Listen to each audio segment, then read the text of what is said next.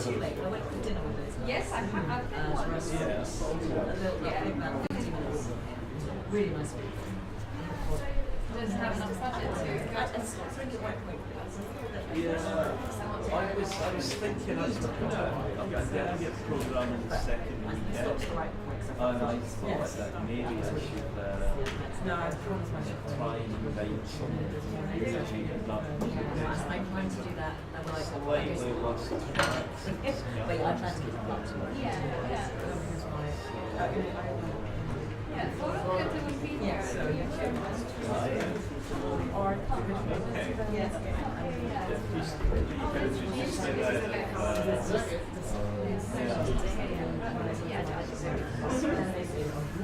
And yeah, she's lovely. She's my age, quite young.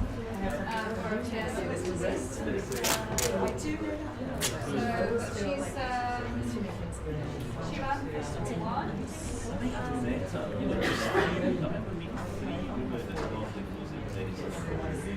Yeah. So you're probably faster than you.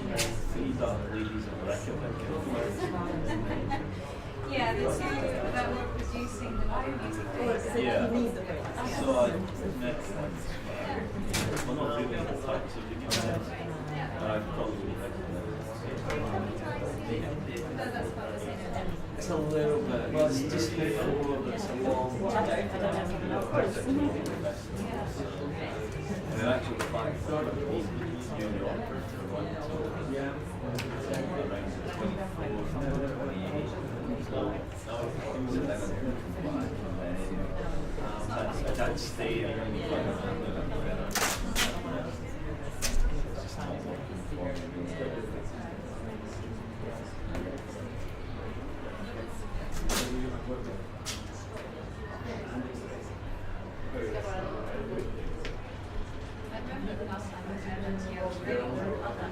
And actually it was here like no, but there were a number of different organisations. So the first one was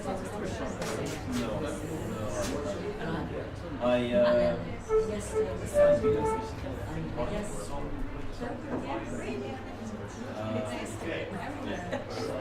yes, actually she's on my radar.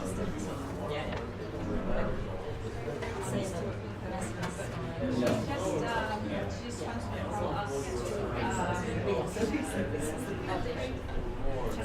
music sense. Vanessa herself used to have so she wanted to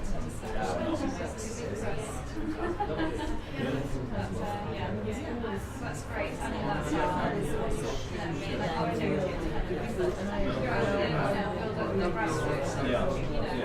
part of it, so they can fly up. That's what she's done. Yeah. 3 years.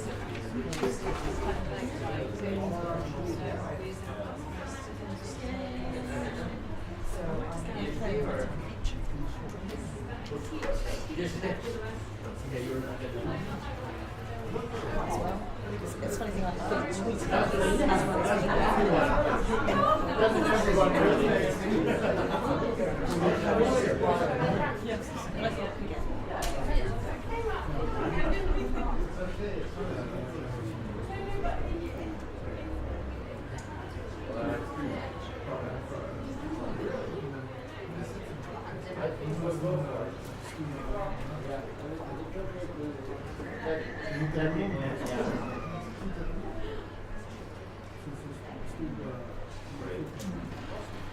Yeah, so what I was going to say is that another artist character. She's not yet. You ready?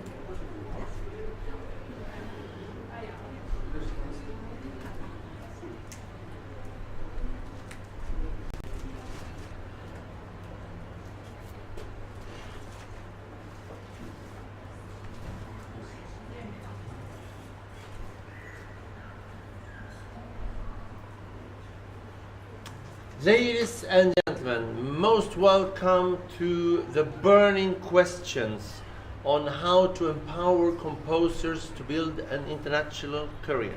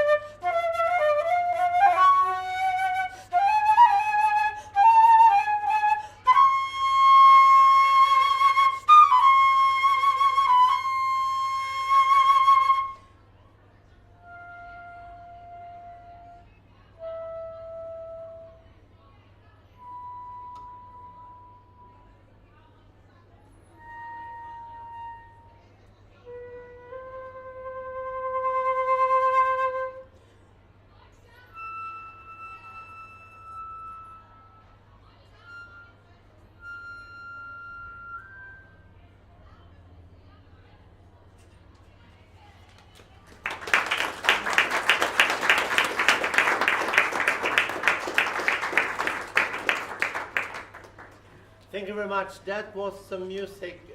Was Rosanna Terberg playing first movement of Wings by Karin Rehnqvist, a Swedish composer with an international career. My name is Martin K. Larsson. I'm an artistic director for the Nordic Music Days, and we want the Nordic Music Days to be a fireworks of contemporary music from the Nordic countries. But we also want it to be a starting point for new collaborations and reverberations between the Nordic and British countries. And in one idea of these collaborations is today we are collaborating with PRS Foundation and to build this little workshop, this panel or this game that we're going to try today.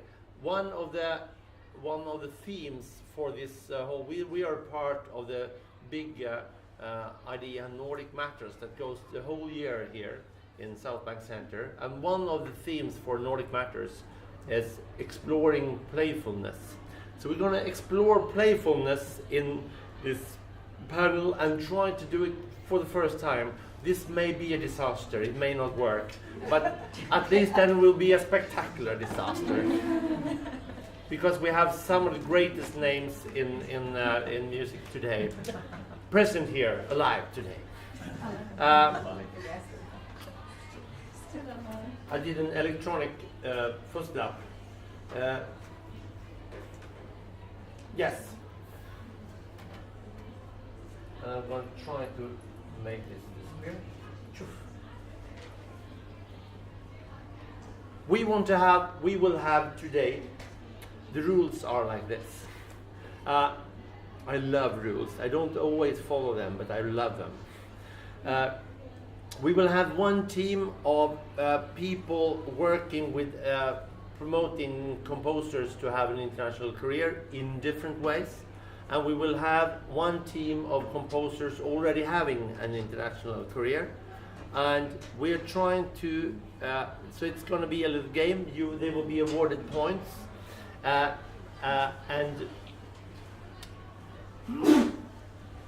some more pens. Me, thank you. And we'll be awarded points for developing each other's ideas. So we find out that we are just one big family and come up with some ingenious solutions to all these things. The audience is also allowed to take part of this in one specific way. You can say a question, just the questions, and it must be no longer than one sentence. No statements, just questions. And the teams are as follows. I think we'll draw all this here. Sorry. I may say also we have a lot of talent in this room currently, but it's one thing we don't have, and that is oxygen. So please don't breathe while you're here. And probably prizes will be awarded to the people who have not passed out before 4:30. Please have a seat. Sorry. We have with us Ellen Wettmark, cultural attaché, and from the Swedish Embassy. Please take a seat. Let's move this. Yes. Let's move here. We had a long discussion, me and Ellen, yesterday about moving furniture. Yeah, that's what we do. Even if you're a cultural attaché, you can sometimes have to move furniture, or artistic director. We have Signy Leifsdotter, who is the director of the Music Information Center in Iceland. We have Naomi Belshaw, who is the CEO of PRS Foundation. No, you're not. You're Grants and Programs Manager. She is the Grants and Programs Manager. I've just got promoted for a reason. Yeah, she's sitting in for the CEO. We have Graham McKenzie, who is Artistic Director from Huddersfield Contemporary Music Festival, my colleague. We have Sam Wilcock, who's Creative Manager for Orchestra with the Music Sales Group in London. Huge number of people. These are the promoters, the people who are there to help people like me. And then we have the people like me. We have Claudia Molitor. She's a British composer and academic. Today representing all British composers.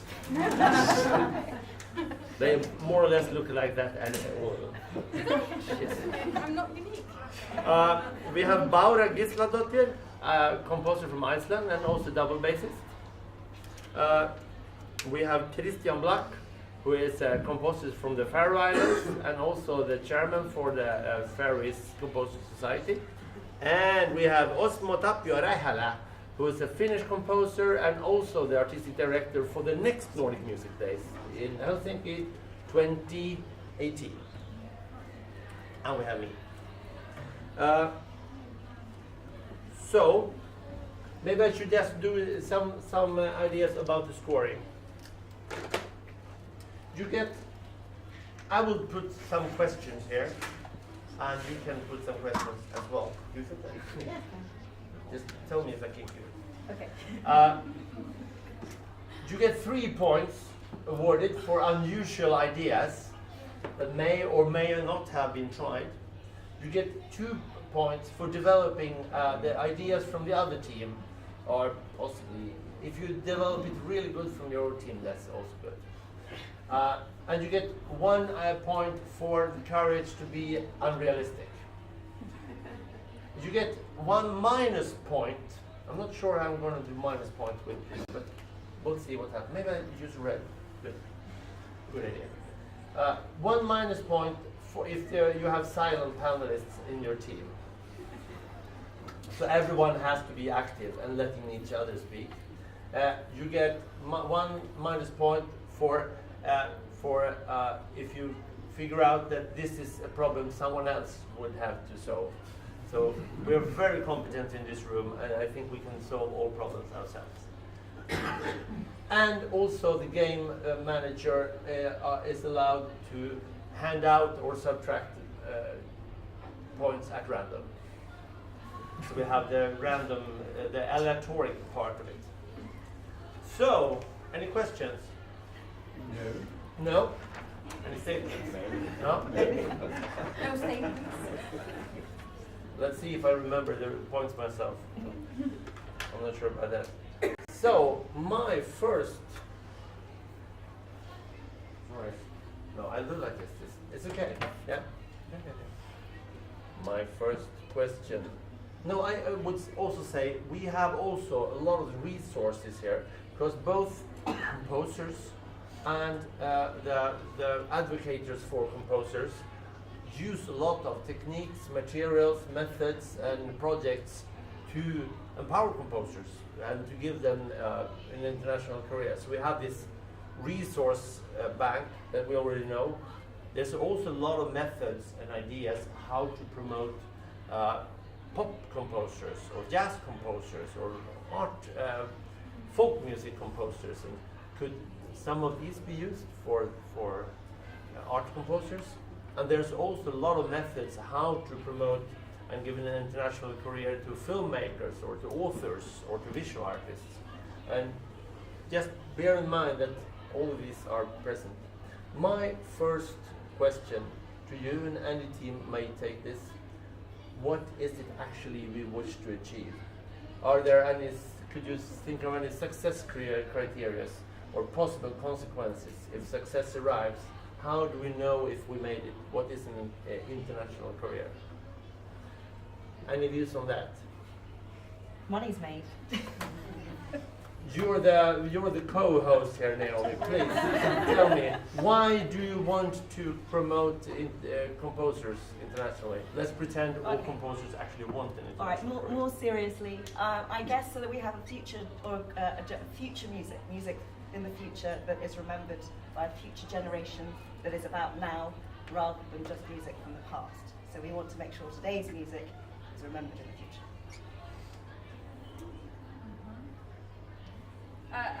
Also, like if you come from a very small place like Iceland, the market is very small, so we really need to reach out and build an international career. If the career is to be sustainable, if the composer wants to just be a composer, not a composer and teacher and so many other things, like very, very many composers do, especially in Iceland, at least. I think it also you want art to reflect society in a sense, and we live in a very international society. Brexit aside, I know it's not a good time to talk about you know, internationalism in the UK, but I think you want to get that movement of people and artists, of exchange of ideas, but you want it to reflect society, and we're a very mobile society, so that would be one of the main criteria. And then pick on Naomi's point, pick up on that. Not so much about making money in a sense, but it is a way to make economic sense of what is a very expensive art form. Because really, if we can find ways, you know, as a festival director, if I can find ways right at the start of the process to get other festival directors and promoters involved in the creative idea right at the beginning, then it means we can make it affordable for a small amount of investment in the production, small amount of investment in the commissioning process, and the composer also has the benefit and the comfort of knowing that they may have then 3, 4, 5 performances across 4 or 5 territories right at the start of the process. So in a sense it becomes a win-win, and maybe for too long festivals in particular have been terribly guilty of being obsessed with world premieres. The truth of the matter is no one really cares about world premieres apart from festival directors. No one else cares.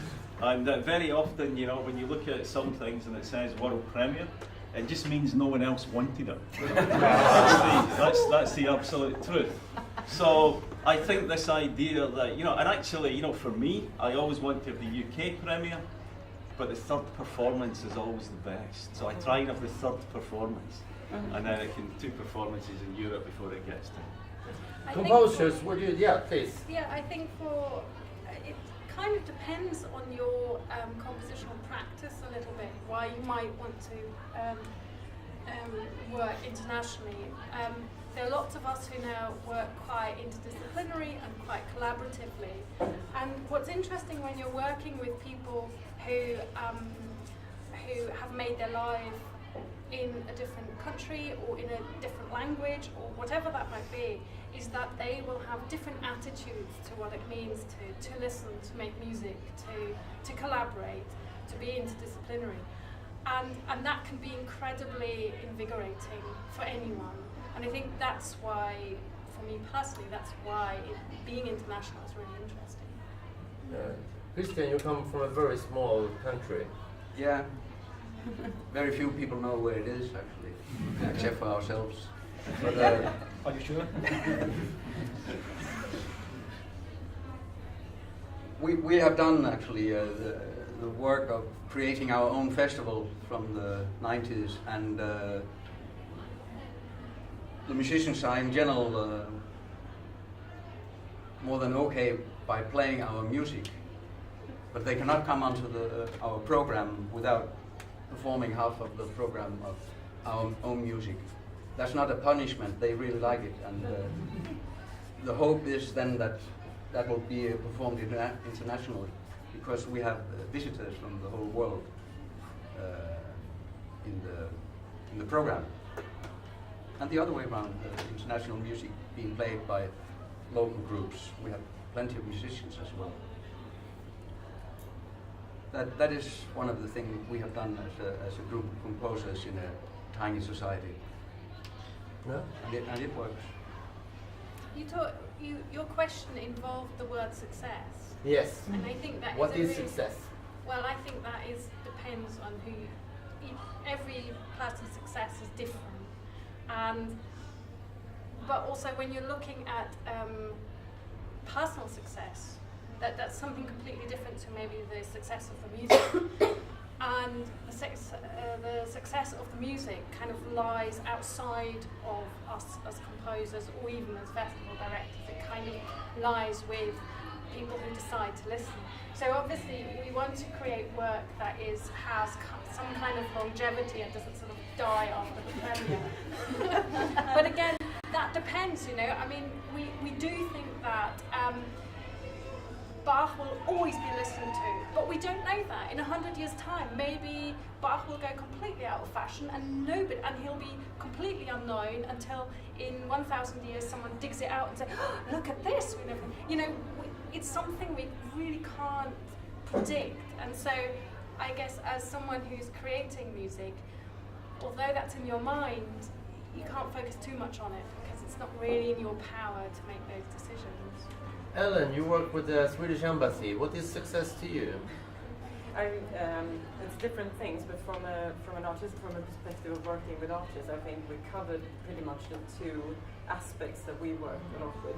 One of them is, of course, from a more creating sustainable careers, by reaching out and having a larger audiences or people who can play your music. And the other thing is the development of the art form as such by creating possibilities for influences to come into and sort of invigorate the way an artist works.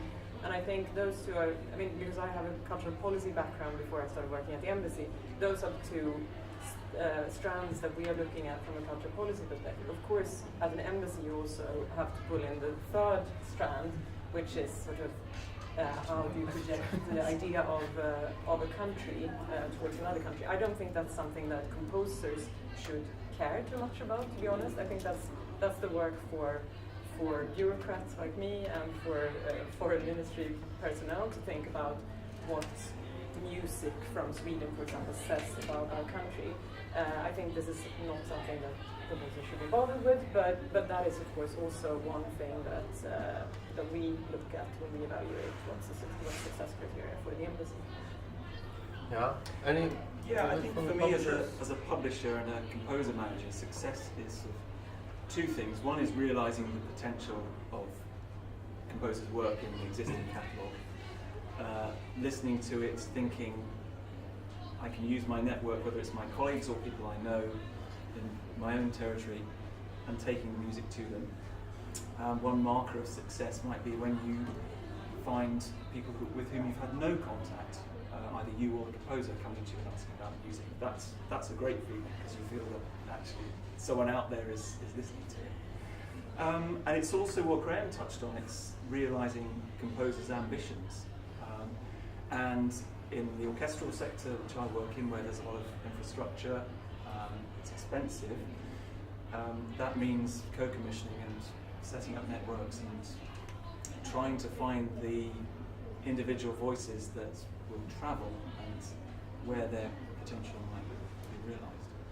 And Barbara, you have been living and studying in a large part of the world, but you also come from a quite small place. Sure, yeah.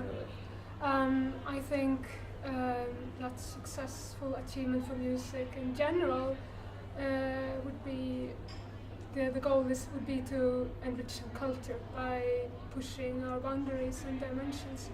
But to be able to do so, of course, there are a lot of things that are necessary, and of course fundings. For individuals to be able to work towards a goal, they need they need to be able to apply for grants, they need their music to be played, etc.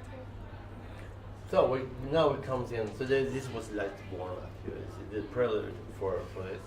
Let's get to work. Join together, it feels like one big team right now. I think we need to have, we are one together. Let's join into more, like hang around the tables and try to see if this game, maybe this was a total disaster to have this game idea. But all I want to say is that I'm not a silent member of this team. Sorry, No, I just wanted to make some noise so that nobody thinks that I'm a silent member and there will be minus points because of that. It was very well considered noise as well. Good, very well. Can I just ask you one question then, if because you're taking over after me for next year, and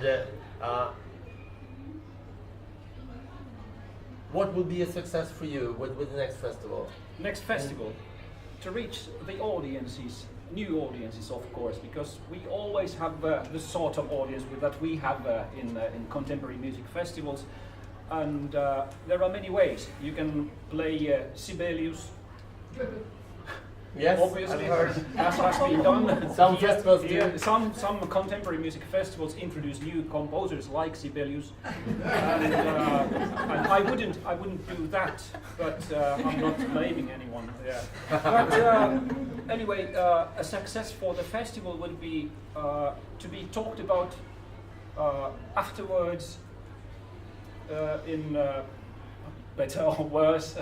Well, and to reach the audiences, to reach musicians, to reach people who should be interested in festivals, other festival organizers, all kinds of administrators, and well, that sort of everything goes under the same umbrella. So we one big family, more than two different teams.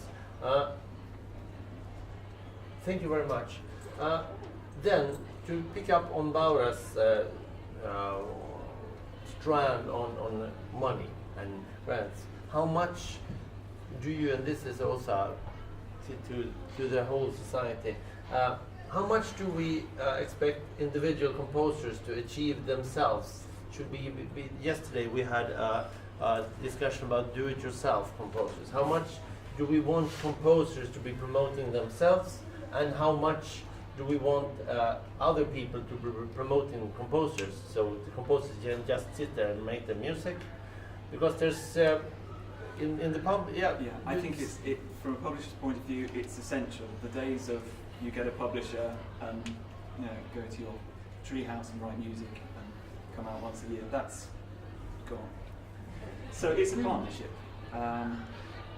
Sometimes. Okay, we do the admin. That's taken for granted. Okay, but then there is the promotion thing. Sometimes an approach is just much better from a composer. I'm sure Graham would rather talk to a composer than a publisher. I very rarely talk to publishers or agents, so I always much prefer. But if I was in your shoes, I would be exactly the same. To go directly to the artist. Absolutely. Have that But sometimes it's holding an artist back and saying, no, actually, we need to do it this way. Sometimes it's just giving them a gentle shove, saying, this guy, Graham Mackenzie, he's interested. He likes that kind of thing. But it's as in pop music, in that for quite a while it's been about DIY, and you really have to start yourself as a band or as a solo artist, and you really have to sell yourself first. I think composers now need to think more like that starting out. Are you already thinking like that? I think it's not a very simple question. The Finnish festival leader, the founder of Kuhmo Chamber Music Festival, Seppo Kimanen, once said that a composer is the third worst promoter of his or her music. The second worst is the composer's spouse, and the worst is the composer's mother. So obviously, the worst is the composer's widow. So we know who he's talking about. Obviously, it's a list.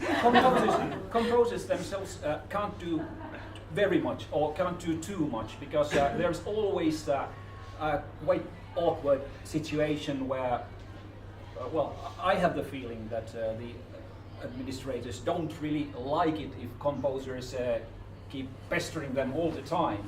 So I would agree that publishers are very, very important, and also organizations like we have in Nordic countries, like we have Music Finland, and you have your counterparts, and so those are very important, because composers themselves can't sell themselves like pop musicians can do, because it's more about.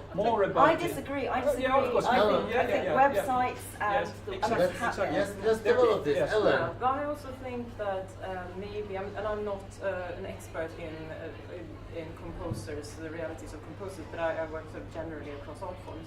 But I think also there's a possibility of thinking of promotion in new and different ways, not just through digital and all the tools that you have at your disposal, but also thinking more in terms of communities and of other people who might be your advocates without necessarily being the people who are the decision makers. You can talk about musicians who want to slave your work, who will talk about your compositions with other musicians.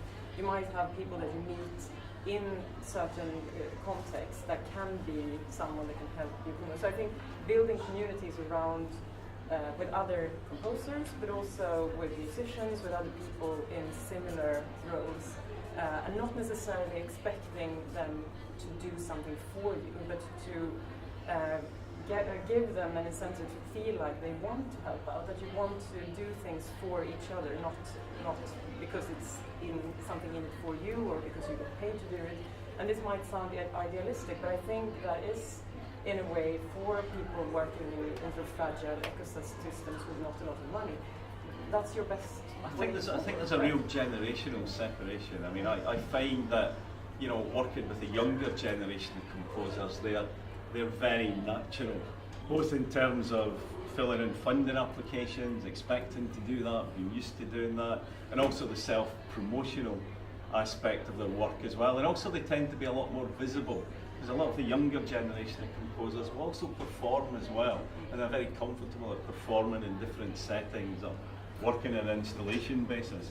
The older generation of composers who didn't grow up with that, there's still an issue for them about, and I'm always surprised actually, and where I sometimes have an issue with so-called agents, you know. I had that project this year where, you know, the person's got a fairly expensive agent who can't fill in an application form either. What can you tell them? So I think I think the thing with the younger generation of composer as well, and the audience and that community you're talking about, is that, you know, I think young people in general, you know, they don't make idols and gods out of artists and composers or musicians anymore. No one's going to write Clapton as God on the wall anymore. And they kind of expect to be part of the same community as the artist, because they're used to engaging with the artist across social media and a whole range of topics and areas. So they see it as being part of the same community. And if you can embrace that, then that's where your real promotional work and your development work takes place now.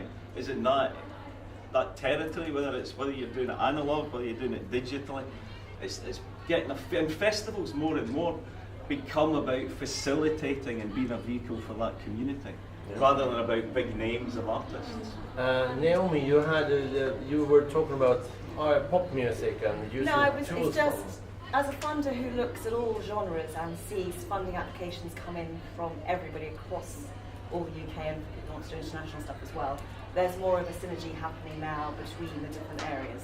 And I wasn't saying promotion in terms of composers going and hassling people to get that next commission, but it's more about what you were saying about the community stuff and putting projects together yourself as a composer, getting funding for it, and then approaching festivals to get it off the ground. And it all seems to, I'm seeing a lot more of that these days, rather than just people applying for the commissions. Let's have a word from composer first, and then bring back Christian. It's not easy to promote yourself, that's correct. But at least you must provide information, and that can be just kind of objective. You have to have a work list. We see that clearly. There's not all of us 20 composers that have a work list, and those that have get selected, of course, because musicians can find them. Yeah. I mean, selected without us knowing it. They ask for scores. So just this little thing, but any fantastic website about yourself or your surroundings can be very helpful without being self-promoting more than you are. Gloria. Yeah, I think again that depends. What are you defining as a composer? And I don't know if I still fall into the young generation. Probably not. Just past that. But one thing that the structures of how music is promoted still are relatively conventional, in the sense that you have a publisher for someone who writes scores, and that is then handed over to a performer. Or you have, in arts, you have a gallery that sort of takes your work and sells your object. Now, a lot of us actually do not work in either way. So we do sometimes have scores, and we do sometimes have objects, but very often we are working on projects that you can't sell, either in score form or in an object form or plonk in the gallery. Often we don't make work for concert halls. Sometimes we work with performers. Sometimes we perform it ourselves. It's very multiple, and that's something where you are forced to be kind of DIY and do it yourself and approach someone and say, look, do you want to make this happen? And then quite often it's not just one person you're approaching to make it happen. You sort of are approaching a festival and you're approaching another festival to do it again, and then someone who can organise it, someone who brings all the tech in, and all those kind of various things. You bring that together. It's very time consuming and exhausting. So my challenge would be, why do we not have something that is neither a gallery and neither a publisher, but a producer in between who takes on a composer to produce work with them? Because the way I work is for each project, I have to approach another producer, which would be the same as a composer each time they've written a score, approaching a new publisher, or a gallery approaching a new gallery just for that object.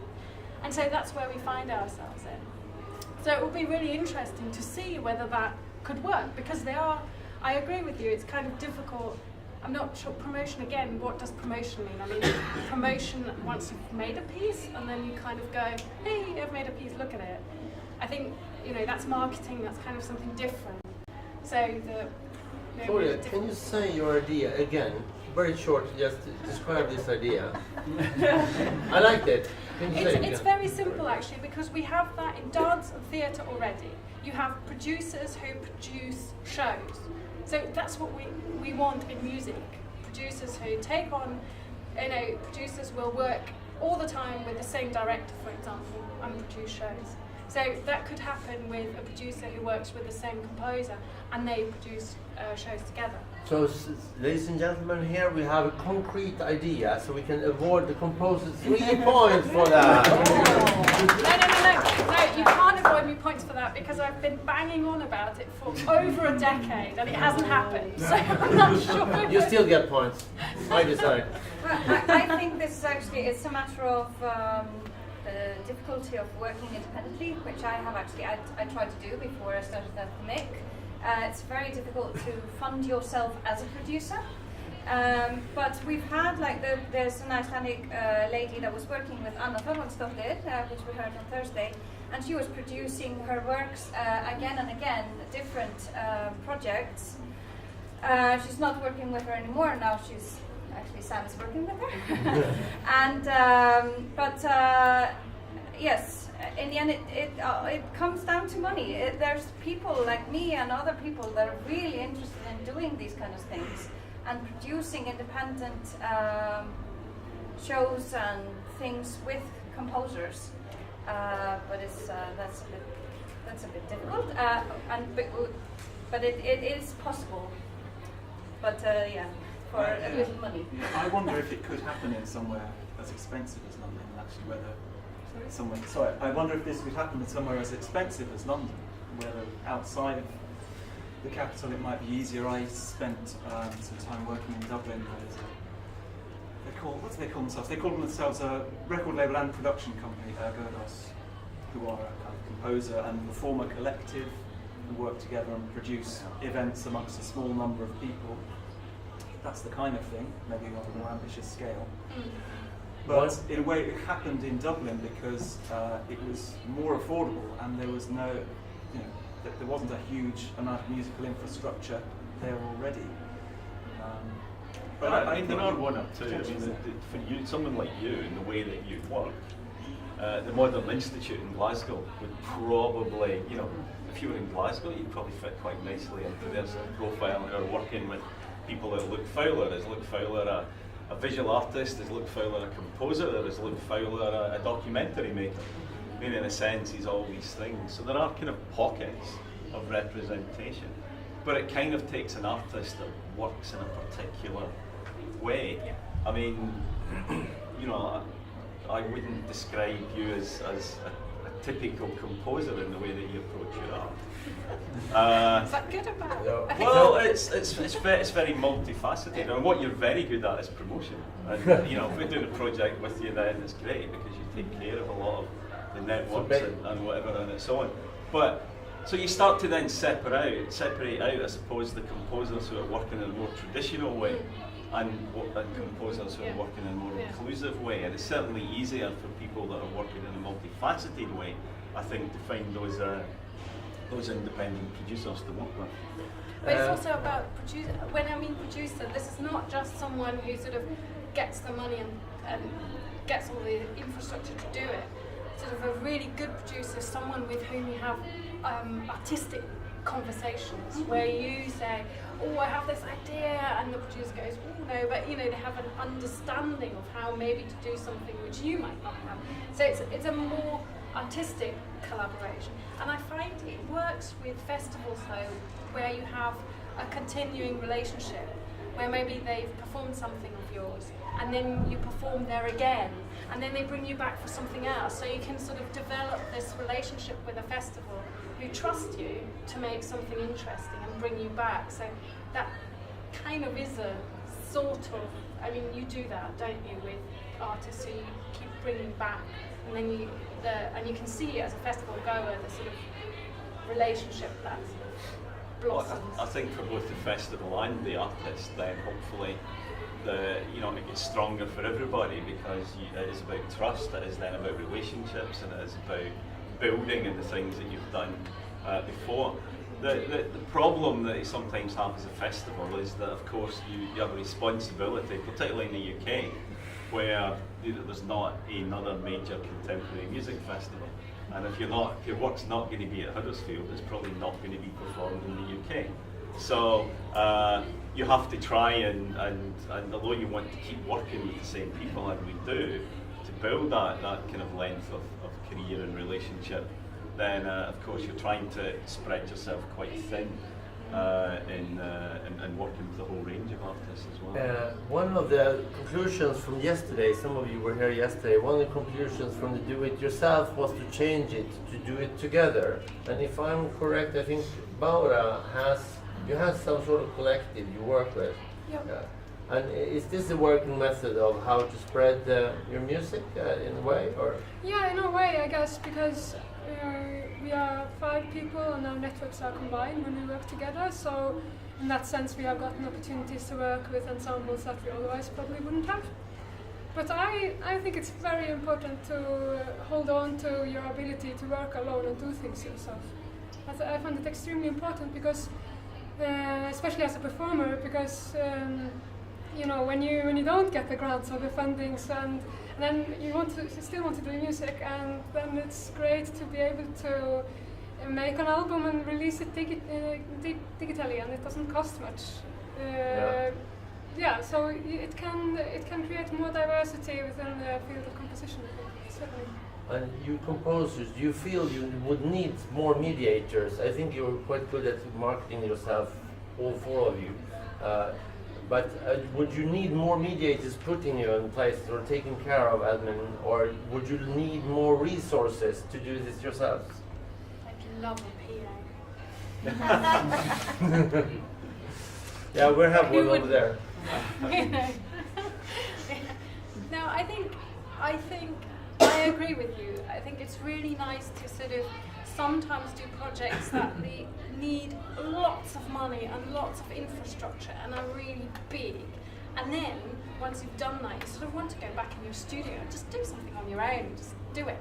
So I think that diversity is something, and we need that as composers. You can't just do one thing.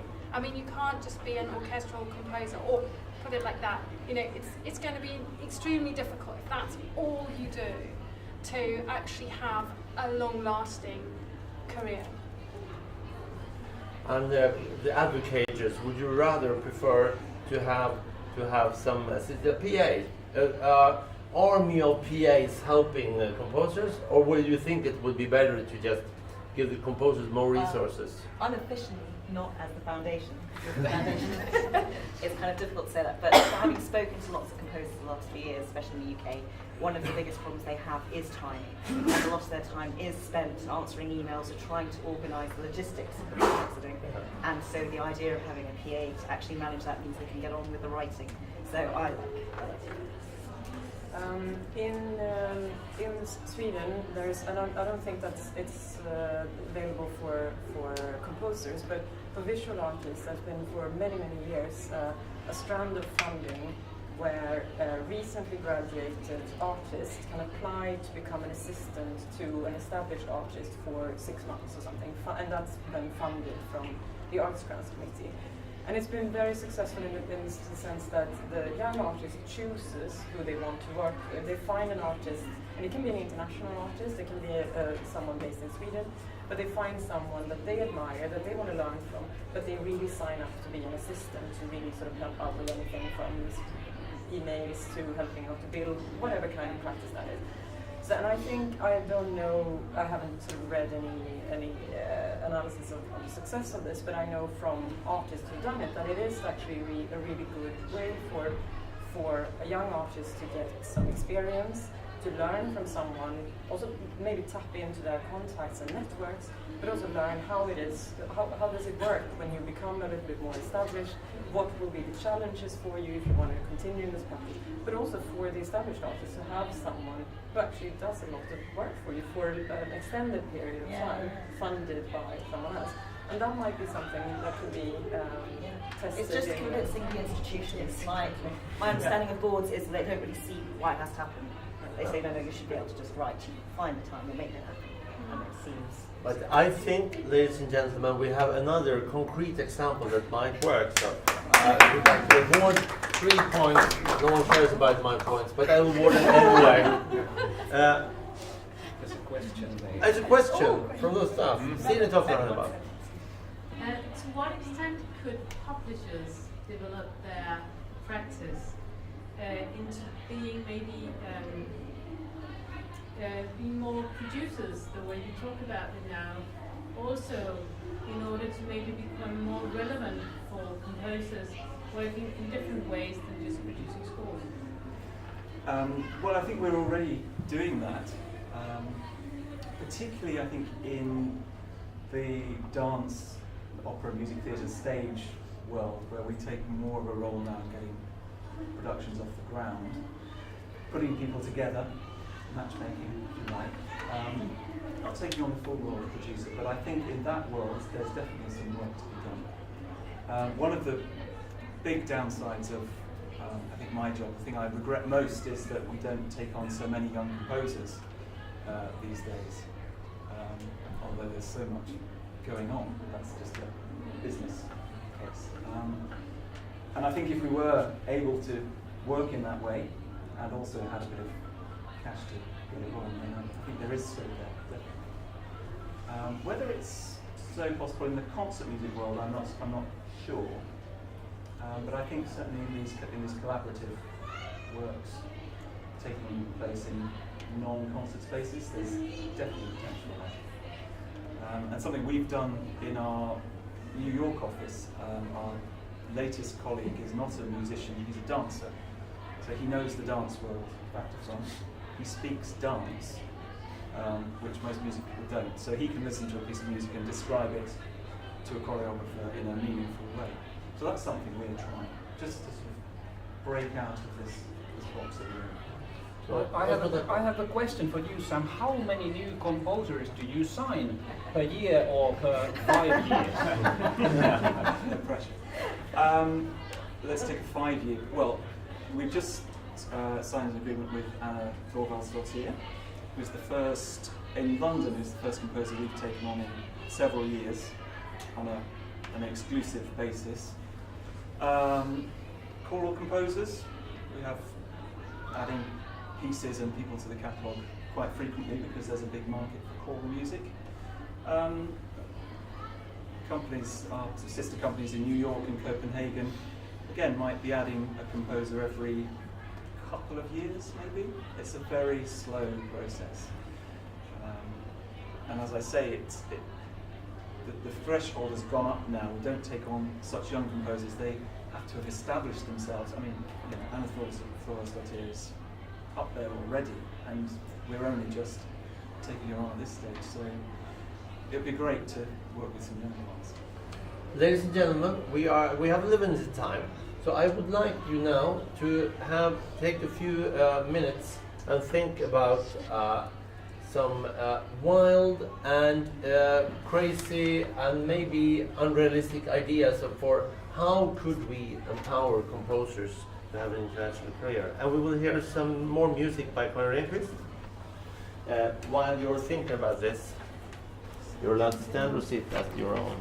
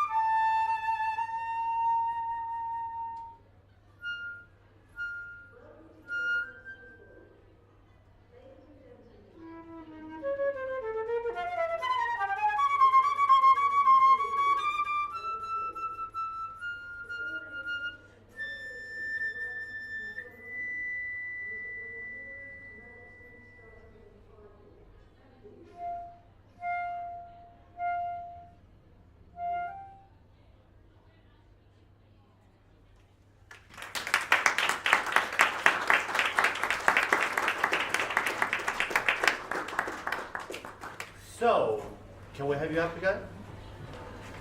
I think we'll start this. You will have look more like film stars if we have you wind spreading in your hair.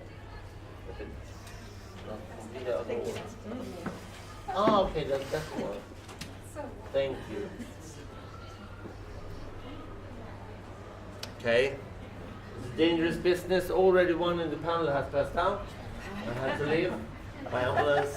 But we have most of you left. So let's hear it.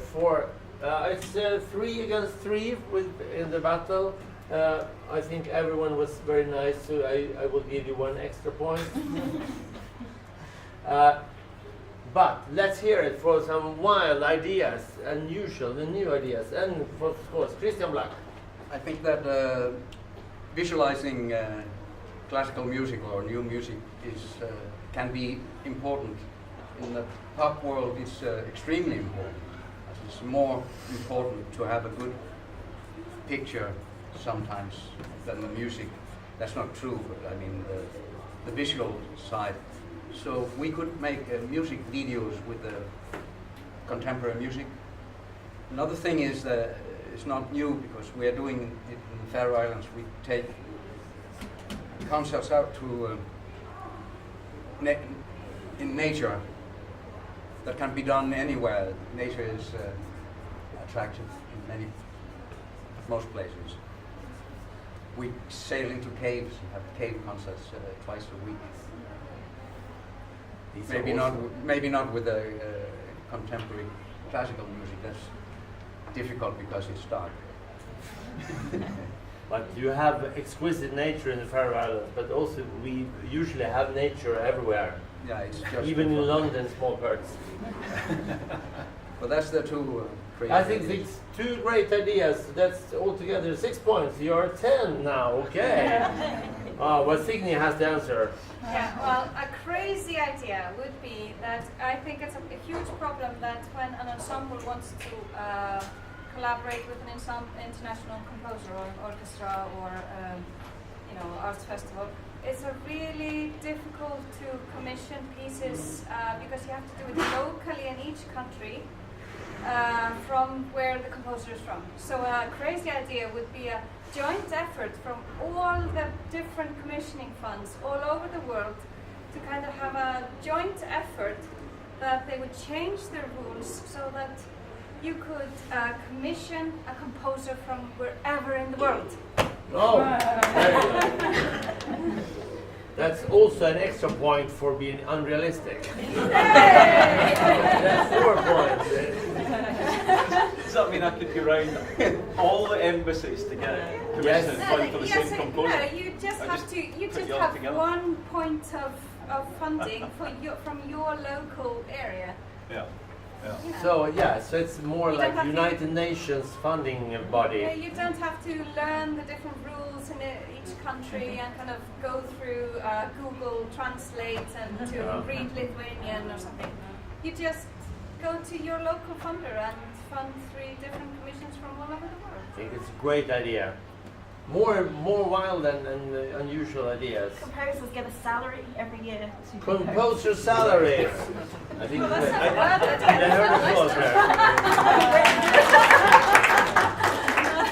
Just Okay, it's bubbling. As points awarded.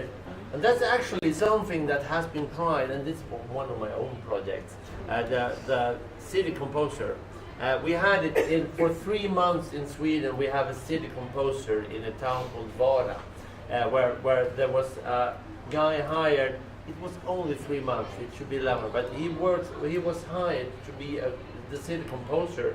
He had some issues like you're making music with kids, making music with the elderly, the image of a Vara municipality among the inhabitants. And he made music together with people and had actually a composer salary. And we had also another Swedish composer in Malmö Opera. Jonas Forsell had a yearly salary. He had a 4-year employment for making 3 operas instead of commission. Composer salaries, great. More ideas. Oh, no, it's not. Obviously, I like those ideas. I guess my little sort of devil brain is going, but we really don't, as artists, I guess we really don't, I mean, you like rules, I know. I don't particularly. Please break them. Yeah, fond of rules. And so whenever you set up any kind of system, there'll be some people for whom it doesn't work. Yeah. And so I find it kind of, in some ways, of course, we need far more money and resources in the arts in general. But to put in a system, then I know that there's going to be like, okay, so how do you prove that you're a composer that should be getting a salary and blah blah blah blah blah. So with all, so I don't want to take away from these wonderful ideas, but you know, I think the messiness of the landscape, what it means to be a composer, is actually not necessarily a bad thing. Is that allowed? Yeah. Yes, go on. So yeah. The messiness, so I agree with you. If you have one system and change to another system, there will be some winners and there will be some losers, and there will be a lot of messiness that will not go away. Maybe there will be a few more winners and less losers. Yeah. So you always have to go forward and try to change the system, I think. Absolutely, but sort of the best way that things change are from the bottom up, so that they sort of emerge rather than are plonked on top by some policy. Another idea I have, different idea, is through the university and conservatoire system, you set up a kind of buddy system with composers already left and who are starting to work and get work done and need PAs or people to help. And you get people who are still studying to apply for positions with them so they can learn about what it's like outside and to be a composer, to see if they really want to do it, and also at the same time help the generation that can't really. And that is a nice idea. Oh, and again, it'll be sorry. I know we shouldn't say it, but again, it privileges the student who has a scholarship or has rich parents who doesn't also have to work and study. So again, this is kind of maybe promoting. Unless it can be not funded. really, unless it can be funded. So if it can be yes. funded, I also think it should be institutions that fund certain positions to be created that maybe.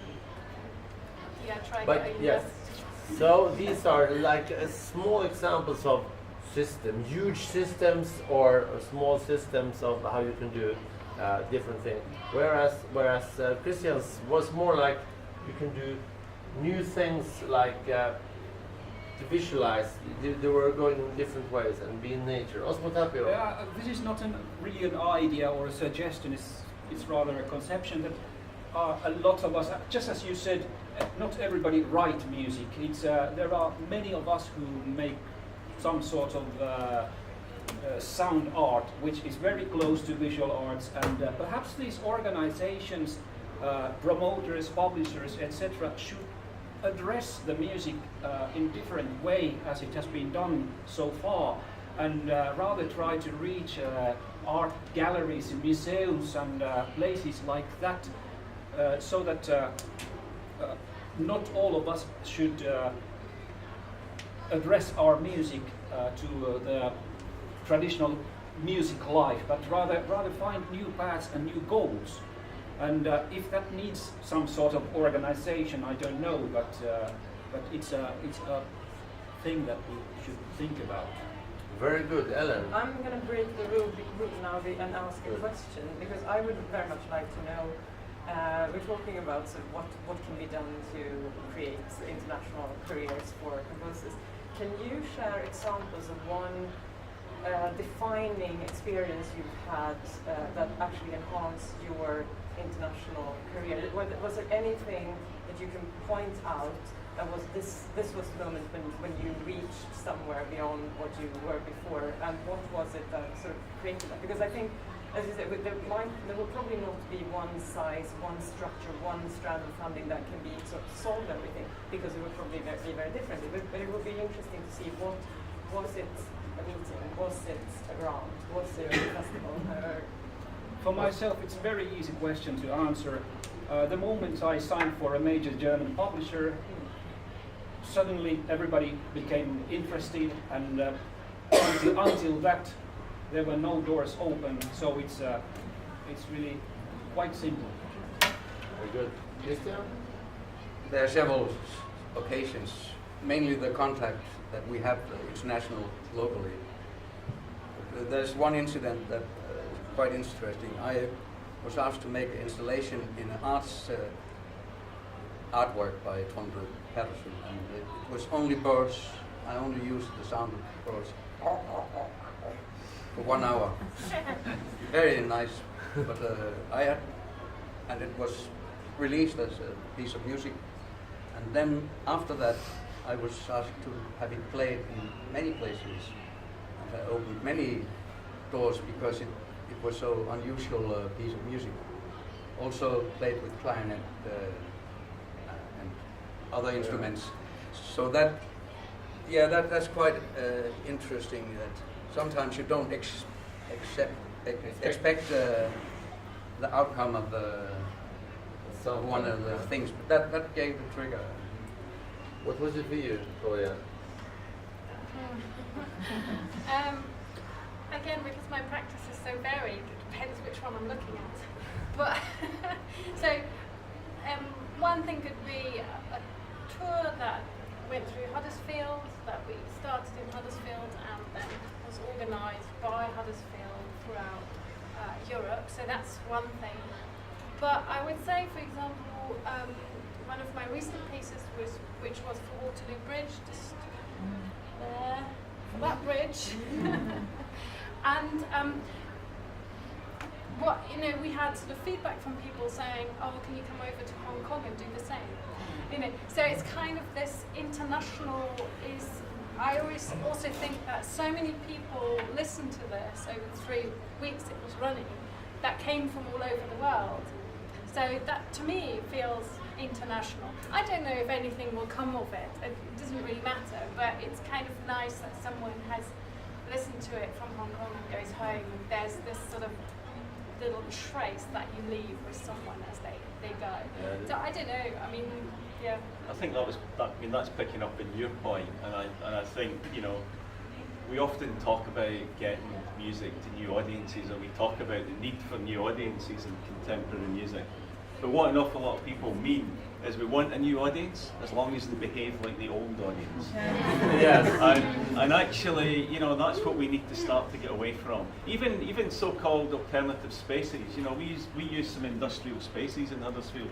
But what do we tend to do? Ensembles want to set a stage up there and the audience sit here. Yeah. You're just in a colder space. So, we have to try and get away from that and come up with ways that allows a much more diverse range of communities also to participate in the music. Because for a lot of communities and cultures, that rather sterile, passive position of audience to performer actually is not something that they have in their culture. It's much more of a shared experience, back to the word community, where everyone is participating in a celebration of music in some way. So we have to start, I think, to really look and explore how we can actually just get sound into people's lives in different ways. The Waterloo Bridge project was a perfect example of that. And to start to create commission produce work for, I guess what we're calling, Johan and I have been talking about it a lot, about new listening environments, and there's about 10, 11 festivals at the moment that are all having a confab about how we articulate this new listening environments to create exactly that type of work for different communities and audiences. Like yesterday's speaker Susanna Eastburn once said about audience development, that maybe it's not the audience that needs to be developed. I just wanted to add that we all see that Graham used to be a social worker in his previous life. I think it's also something that rather than find something different to the concert hall, like one other different thing, is to just sort of think, I think the concert hall works perfectly for certain type of music, and there's no reason why that should be changed, and that's great. It doesn't work so well for a lot of my staff, but it works brilliantly for other people's work. But we mustn't go down the road of saying, "Ooh, it's really exciting to have site-sensitive work," and just take something and plonk it somewhere, like No, you said. it's got to be like, created. Exactly. Format. And again, that sort of means that rather than sort of saying, "This is the space, put something in it," it's this idea of working with someone with an idea that they have. But I would also say that we need to look at the listening habits of people. So a lot of my work recently has been, I've mastered it for headphones, because a lot of people listen to music through headphones, and just sort of repositioning the locus of where listening occurs, rather than saying, you're going to listen now from 6:30 to 7:30 to something. But, say, well, you decide when you listen. Going along with that, playlisting, Spotify and everything exists now, and people making up their own playlists. Having festivals which aren't one genre. So festivals which are just all kinds of music, but maybe across the same weekend, something that the PRS Foundation do, and we got more than 50% new audiences coming in to see classical music as well as jazz, as well as folk and electronic, and that was really interesting. I think there's we have one. Signe first, and then we will have something from the audience. Yeah, audience development, very interesting. But I wanted to come back to a little bit the international,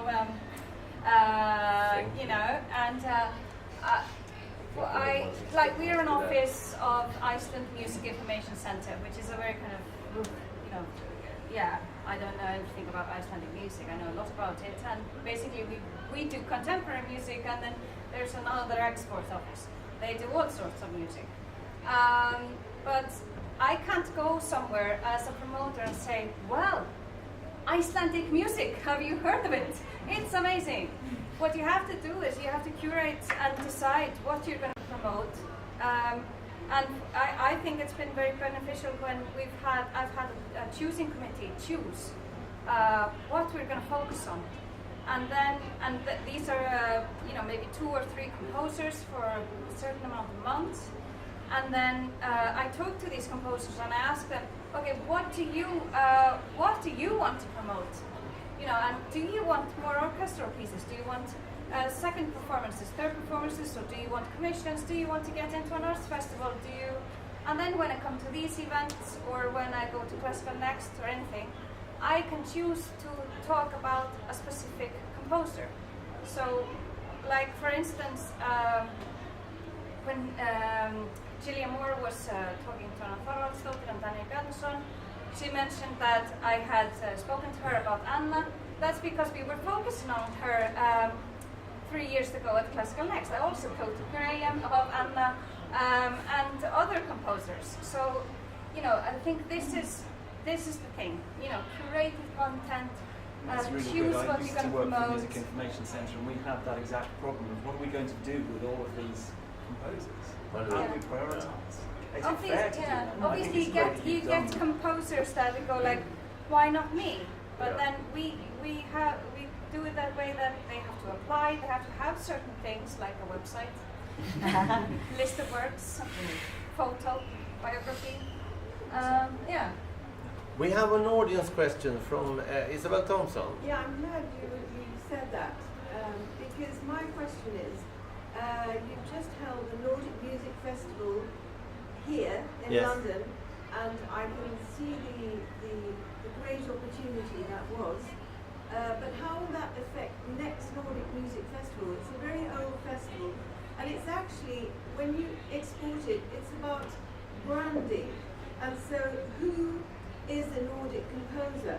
What is a Nordic composer? And what is the exchange potential?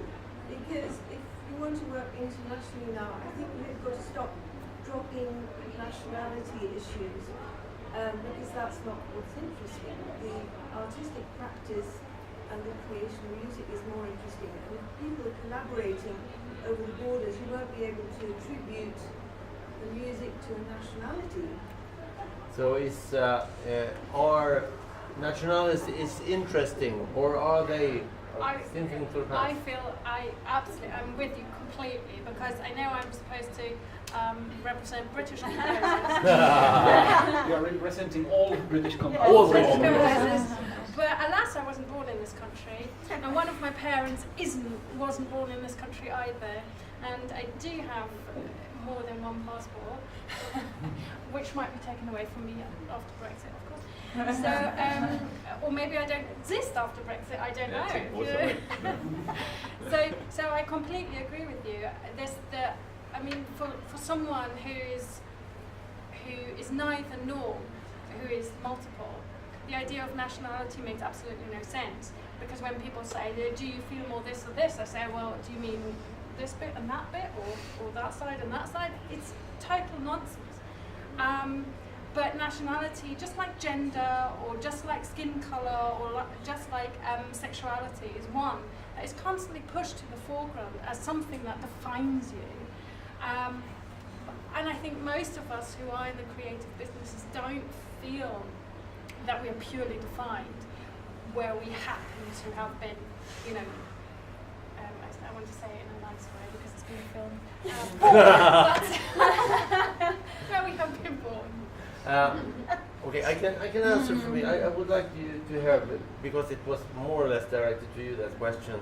But to me, when I started thinking about this festival, I was the chairman for the Nordic Composers Council. And being the chairman for, this is not national, this is a region in Europe, just to be precise. But of course, I was sort of umbrella chairman for all a bunch of national composers. I wasn't chairman for all composers in the world, just for a bunch of people who happen to live in a certain area. It isn't necessarily born in this country, and you don't even have to have a Swedish passport to become a member of FSD. You have to apply to the Swedish Copyright Society. But basically, it's like you also said, it's a branding thing. It's much easier to say, "Hi, I'm a common composer." It's much to say, "I'm a Swedish composer," or "I'm a British composer," or "I come from the North Sweden." So it can be something that you can hang up a story around, or do some marketing around. And to me, it has always been obvious that it must be much more efficient to sort of market or advocate for the Nordic composers outside of the Nordic countries, instead of telling each other that we have Nordic music. And that's why I dreamed up all this idea of doing a festival here. But your first question was, how will this continue into the next Nordic festival or festivals?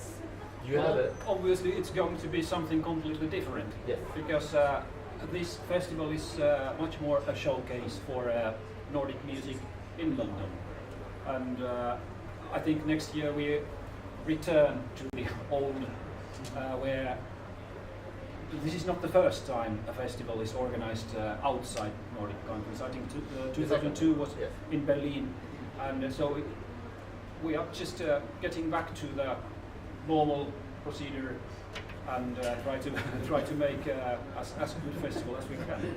Do something new. And before I let Insine in, I can also say that when I started in the Nordic Composers Council, there was an idea, especially before my time, there was an idea to have a unified festival, to have exactly the same festival every year in different countries. And then we, like 2011, 2012, we broke that idea because we didn't feel it didn't fit our time. We are creative composers and presidents, and we want to make new things. We want to be creative and try new concepts every time. So since at least 2011, 2012, we have had a new concept every time. But it's always about Nordic composers who comes from or is permanently residing in the Nordic countries, including Faroe Islands. I'm very proud that I elected Christian Black and the Faroe Islands for the Nordic Composers Council. But we also want to include Greenland and Åland and Sápmi in this. We do music that is composed by Nordic composers, and we do it for 4 days, and usually sometime in the autumn. And that's basically it. Sorry. Sinetofte Hannibal. Yeah, just adding to that. It goes back to 2006 that we do it every year. And it has, for many years, been a platform for international collaboration. which country it took place. Normally it's one of the Nordic countries, but there has for years been kind of international collaborating, and with the Nordic Music Days maybe more as a platform for international exchange than a festival, or turning more and more into it. That's the way I see it. That wasn't a question, that was a statement. Yeah. Minus points. Okay, 1 minus point for the audience. Where's the question? Thank you very much. Good. I think you can deal with the artistic director very well. Ladies and gentlemen, there is a limited time to our span, and as you all noticed, a limited amount of air left in the room. I would like to hear just some famous last words from each one of the panelists, and then some famous last music by Karin Enquist and Rosanna. As you spoke last, maybe Sam would like to start. Okay, my final thought, I hope these aren't literally my last words, is that we've touched on nationality and practice and so on. I think we all, whether we're promoters or artists, need to think more carefully about how we talk about our work, how we present ourselves. I hold my hand up and say I'm guilty of falling into all the old cliches of writing bios that could be any number of composers. But also, I would love to spend half an afternoon with the composers I work with, teaching them how to walk onto stage confidently and take a bow, because for many people that's the only time they'll experience a composer. And it's a big deal, and we should be very proud of what we do. Thank you. Ellen. I really don't know how to summarize this very interesting conversation that has gone in many different directions. I still think, I think there's lots of things to think about. I was very glad that you shared your experiences of something that was important in your careers. I think that actually highlighted a lot of things that mostly how individual based this needs to be.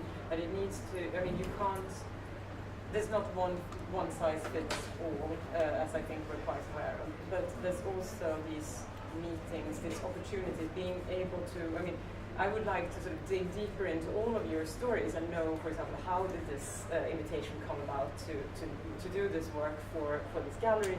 What was it before that happened? Because I think there's so many layers to that story. Did you meet the artist? Did you hit it off, or was it commissioned by the gallery? Was it a person in a sort of a classical decision-making position that appointed you to do this, or was it something that grew out of an artistic collaboration? Because I think those things can sometimes be as important, the sort of the discussions within an artistic community, as instead of sort of waiting to be discovered or appointed by a decision-maker, a traditional decision-maker. So I think very rambling last words. I hope it's not my last, but thank you for sharing. Thank you. Signe? Yes. I think this is a very fine balance of the composers doing quite concrete stuff themselves. So, like basic things of having a website and taking care of that their sheet music is somewhere available, whether it's a publisher or a MIC or, on their website for free or however it is. And then, somebody, for them to be able to talk to someone about these things. So we have a lot of composers coming into the office and just, can you give me any pointers? And I just go through what they have and say, well, where's your contact information? Your website looks fabulous, but if I want to contact you, how would I do it? Just basic stuff of just having somebody to talk to about their career. I think that's always very helpful. And then, for the promoters to, work on the individuals and not collectively under some label, whether it's new or arty or Icelandic or Swedish, to kind of approach it in a manner that the composer wants. Wonderful. Naomi? Well, okay, as the PRS Foundation, I think what is important and to think about comes out of sound art. Sound art. And the idea of a conference like this coming to London and us collaborating on an event like this is a bit of your idea of funders and people who have money to be able to help give towards composers, forging more alliances, even if we can't do a grand scheme, but in small ways creating collaborative programs where there can be exchange of composers between different countries and working on that as a way forward to help international. Thank you very much, Graham. Well, I guess I started, first thing I said was talking about art should reflect society. So if we are going to have a healthy art forum going forward, and we are looking to the composers, the artists, in fact anyone who wants to work in the music industry, whatever level, in the future, then our educational establishments in this country certainly need to be forced to address the issue of gender equality in their universities, music departments, conservatoires. Thank you. Gloria, any famous last words? Take a little Swedish island, put 10 people, 10 artists from around the world on them, leave them to stew for 4 days, and you will have collaborations coming out of it for years to come. And make it a game show. Make it a big game. Thank you. Reality. This was something that was my project, where we met. Yeah, and it works. It absolutely works. Depends on the practice of the composers. Of course, they have to be open to collaborate, but friendships and ideas come out of it, and I'm still working with some people from them. So. Very happy to hear. It's called New Music Incubator. You can ask me about it, and I will never stop telling you. And I agree in especially small communities like ours. We have always collaborated in the Nordic field, but in 2004 we got the opportunity of being part of ISEM that covers the entire world, and it has given us the whole globe as a work area. I mean, potentially. So my last word is internationalism. Internationalism. Going back to your idea. Well, from a composer's point of view, I can only say that although there are organizations, publishers, etc., I think the most important thing for a composer is to keep traveling, keep meeting people. Personal contacts are still and will always be the most important contacts. And well, that's it. Very good. I've written, you have seen me written now. I've been very bad at my boarding points. So probably it was a disaster from start. But I had a good conversation. I heard good things. It's always good to invite people who are more intelligent than yourself, so you can learn from them. I heard people talk about world premieres. It's just because no one else wanted to hear them. That festivals very rarely talk to publishers. That it could be a great idea to work in communities. And the composers should not spend so much time on working with logistics, maybe work more with music, perhaps. That you could have, we could apply the system that is in Swedish visual art of hired artist assistants for maybe helping with logistics. That it could be beneficial to visualize in classical music or contemporary music, because for most people who are not trained musicians, I think we have a lot of trained musicians in here today, music can be something very, very ethereal and very abstract, and you have very hard ways of actually touching it if you compare to a book or a painting. So to visualize it in some way, where like pop music is really good to visualize music.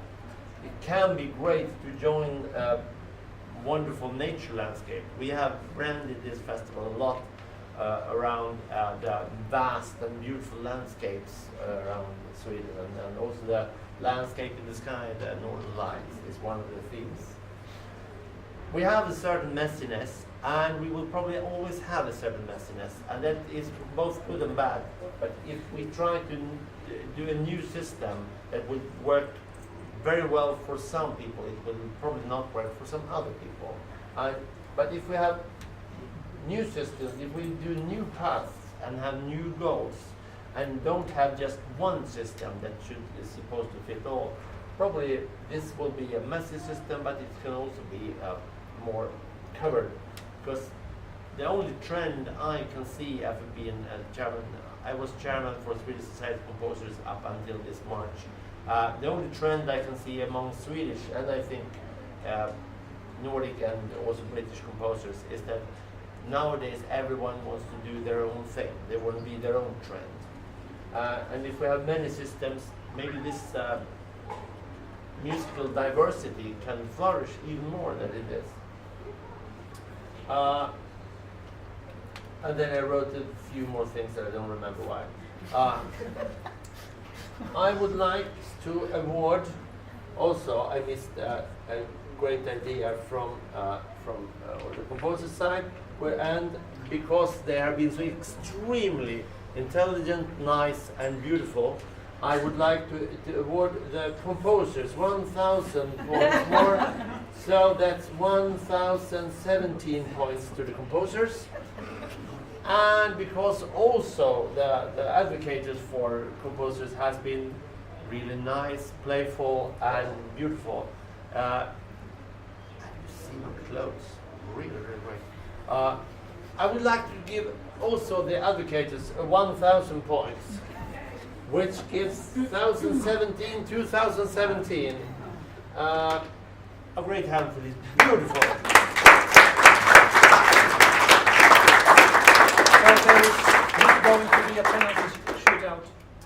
Not yet. Okay. Probably to make this efficiently, we have a small bag of gifts from the Nordic countries. So I am asking you, sweet or healthy? This is not a gift, this is important.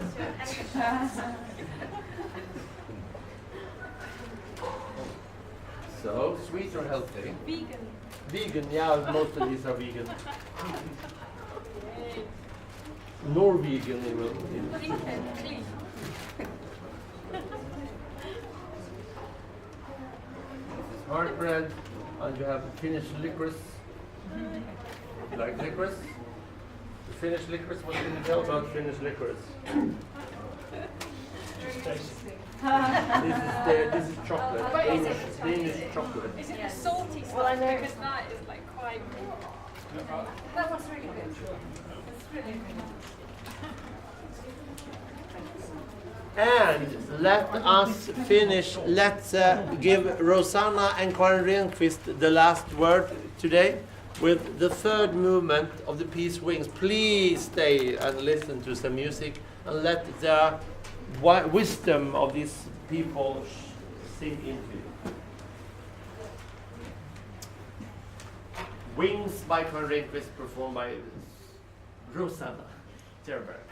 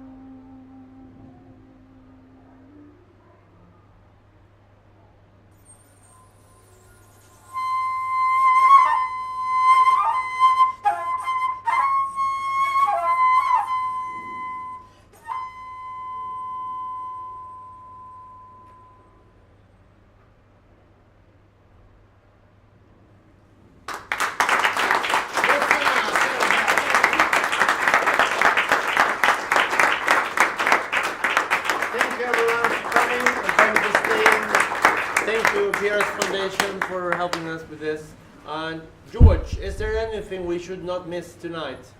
Nothing. You should miss nothing tonight. Okay. But at 5:15, we have the Surrounded by Strangers installation, choir installation, where the audience goes in the middle of the choir. That's in the ballroom. And then at 6 p.m. and at 9 o'clock, we have the Riot Ensemble playing lots and lots of classics up in the St. Paul's Pavilion. That's what we got. And down in the terrace next to the bar, there is also the Northern Lights sculpture. There you can play on it. So please, before you leave this, go there and play a little. Tack så mycket.